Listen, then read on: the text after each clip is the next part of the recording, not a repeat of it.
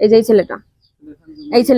এই ছেলেটা যদি আপনারা যদি এটাকে অ্যারেস্ট করুন, আমি আমি একদম গ্যারান্টি দিয়ে বলতেছি, এই ছেলেকে অ্যারেস্ট করলে আপনারা অনেক কিছু পেতে পারবেন। বিচার না করার কারণে আজ আমার মামারও ভিকটিম হইতো সেই কারণে। আমার মামা যে কষ্ট পাইছে আজ তার এই কষ্ট এমন কোনো মানুষ নাই যে না কাঁদছে, পুরো বিশ্ব কাঁদছে তার এই কষ্টের এই ভিডিও দেখে। আমার মামা অনেক কষ্ট পেয়ে মারা গেছে। 4টা ক্রেডিট কার্ড ছিল, ভিসা ক্রেডিট কার্ড, এবং হচ্ছে আপনার টাকা ছিল, ক্যাশ ছিল। আমার মামার সর্বনিম্ন ক্যাশ যদি নাও থাকে 50,000 টাকার মতো থাকে, তাহলে আমরা সেগুলো কিছুই পাই নাই। এবং হচ্ছে আমার হচ্ছে যে ওই কার্ডগুলো উদ্ধার করার জন্য আপনারা বলেন, তদারকি করতে বলেন, এবং হচ্ছে দুটা যে মোবাইল, ওই মোবাইলের মধ্যে অনেক এভিডেন্স আছে। হ্যাঁ, আপনারা পেয়ে যাবেন। আরো যেগুলো আপনারা আমরা না জানতে পারছি সেগুলো আপনারা জানতে পারবেন, কারণ এর পিছনে তো অনেক বড় একটা ষড়যন্ত্র চলছিল। কারণ দেখবেন যারা মারছে তাদের পিছনে অনেক বড় হাত আছে।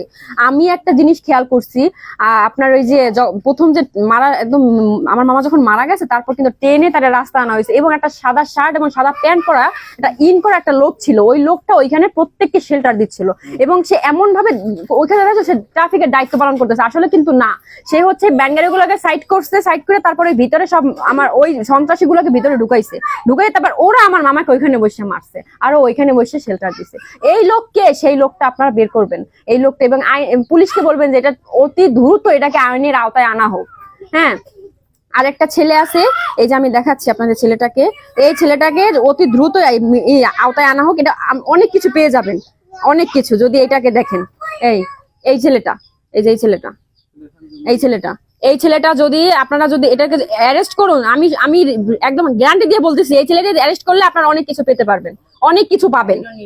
হ্যাঁ, ও আমার মামারে অনেক রকমের, যে যার জন্য পুরো বিশ্ব তার পক্ষে, ও সে জায়গায় নেগেটিভ কেন কথা বলবে? সেই জন্য আমরা চাচ্ছি ওকে ইন্টারোগেট করা হোক, ওকে আইনের আওতায় এনে সবকিছু ওকে জিজ্ঞাসাবাদ করা হোক। কেন বললো এটাই দাবি। হ্যাঁ আছে, এবং ও হ্যাঁ প্রচুর হুমকি দামকে আসছে। এবং আমরা চাচ্ছি আমাদের ওইগুলো আমাদের ফিরিয়ে দেওয়া হোক। ওগুলা জিম্বি করা, ওগুলা জিম্বি করা, এবং লক্ষ লক্ষ টাকা ওদের কাছে আমার মামার আছে, লক্ষ লক্ষ টাকা আমার মামার টাকা ওদের কাছে জিম্বি রাখা আছে। এগুলো আমি চাচ্ছি যে আপনারা আইনের মাধ্যমে এগুলো আমাদের উদ্ধার করে দেন। ওদের অন্তত এইটুকু অধিকার ওদের পাইয়ে দেন, কারণ ওদের আর কেউ নাই। আমার মামা ওদের ছায়া ছিল।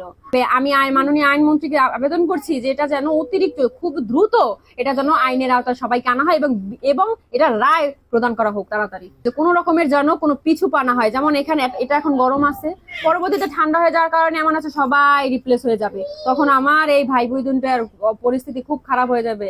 আমার মামা যে কষ্ট পাইছে আজ তার এই কষ্ট এমন কোনো মানুষ নাই যে না কাঁদছে, পুরো বিশ্ব কাঁদছে তার এই কষ্টের এই ভিডিও দেখে। আমার মামা অনেক কষ্ট পেয়ে মারা গেছে, অনেক কষ্ট পাই, আমার মামা অনেক কষ্ট পাইছে। এই যে এর আগেও হয়েছে, বিচার না করার কারণে আজ আমার মামারও ভিকটিম হইতো সেই কারণে। যদি এই আগে বিচার ঠিক মতো করা হইতো, তাহলে অন্তত আমার মামাকে এগুলো করার আগে 10 বার ভাবতো যে না, এই দেশ স্বাধীন দেশ, এই দেশে কোনো অন্যায় চলবে না। যদি আগে বিচারটা হইতো, তাহলে আমার মামার মতো আরো ভবিষ্যতে এরকমের হবে যদি আমার মামার বিচারটা না হয়। যেমন বাহিরের রাষ্ট্রে কিন্তু তাৎক্ষণিকভাবে বিচার হয়, আমাদের বাংলাদেশে এটা হয় না, যার কারণে আমাদের বাংলাদেশে প্রতিনিয়ত অন্যায়, অবিচার, অত্যাচার এবং অন্যায় হয়ে আসতেছে। এই কারণে যে তাৎক্ষণিকভাবে আমাদের বিচারের কার্যটা হয় না।